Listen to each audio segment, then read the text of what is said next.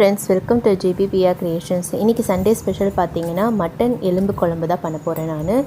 இது வந்து மார்கண்டமும் நல்லெலும்பும் சேர்ந்து வாங்கிட்டு வந்து அதில் பண்ணுறேன் நான். ஸோ இதுக்கு வந்து நல்லெண்ணெய் விட்டுருக்கிறேன் நான். குக்கர் எடுத்து குக்கரில் வந்து ஒரு 4 ஸ்பூன் நல்லெண்ணெய் விட்டுட்டு சோம்பு, பட்டை, கருவேப்பிலை, சாம்பார் வெங்காயம் ஒரு 10 சாம்பார் வெங்காயம், பச்சை மிளகா, கருவேப்பிலை இதெல்லாம் போட்டு நல்லா வதக்கணும். நம்ம ஆயிலில் வதங்கினதுக்கப்புறமா நம்ம தக்காளி ஒரு 3 தக்காளி பொடியாக கட் பண்ணி வச்சுருக்கேன், அதையும் போட்டு வதக்குறேன். இஞ்சி பூண்டு பேஸ்ட்டு 1 ஸ்பூன் போட்டுக்கிறேன்.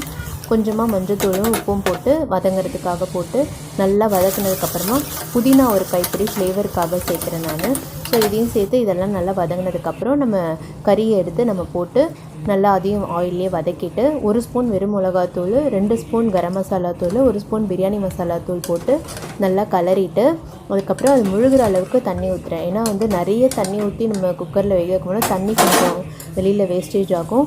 அதனால் இப்போத்துக்கு நான் வேகிற அளவுக்கு தண்ணி ஊற்றிட்டு விசில் போட்டு நல்லா வேக வைக்கிறேன். ஒரு 10 விசில் விட்டுக்கிறேன். அப்போ தான் எலும்புன்றதுனால நல்லா நம்மளுக்கு பஞ்சாக வெந்து வரணும். ஸோ இது நல்லா குக்கர் விசில் போட்டு மூடிட்டு நம்ம விசில் வந்ததுக்கப்புறம் இறக்கிட்டு மிளகை நல்லா நான் இடித்து தூள் பண்ணி வச்சு அதில் வந்து மிக்ஸ் பண்ணிவிட்டு மறுபடியும் தேவையான அளவு தண்ணியும் உப்பும் போட்டு நான் மறுபடியும் கொதிக்க வச்சு கொத்தமல்லி தழைகள் போட்டு இறக்கிடணும். என்கிட்ட இன்றைக்கி கொத்தமல்லி இல்லாதனால தான் நான் புதினா மட்டும் தான் யூஸ் பண்ணியிருக்கேன். ஸோ நீங்கள் கொத்தமல்லி தழைகள் போட்டு இறக்குங்க. இந்த பாருங்கள், மிளகு இந்த மாதிரி வந்து இடித்து வச்சுருக்கேன் நான்.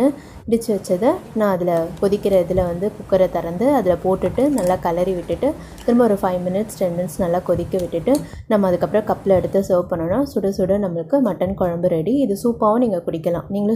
நீங்களும் செஞ்சு பாருங்கள் ஃப்ரெண்ட்ஸ். இந்த சளி இரும்பலுக்கெல்லாம் வந்து இந்த சூப்பு ஆப்டாக இருக்கும். என்னோடய சேனல் லைக் பண்ணுங்கள், ஷேர் பண்ணுங்கள், சப்ஸ்கிரைப் பண்ணுங்கள். தேங்க்யூ ஃபார் வாட்சிங் மை சேனல் ஃப்ரெண்ட்ஸ்.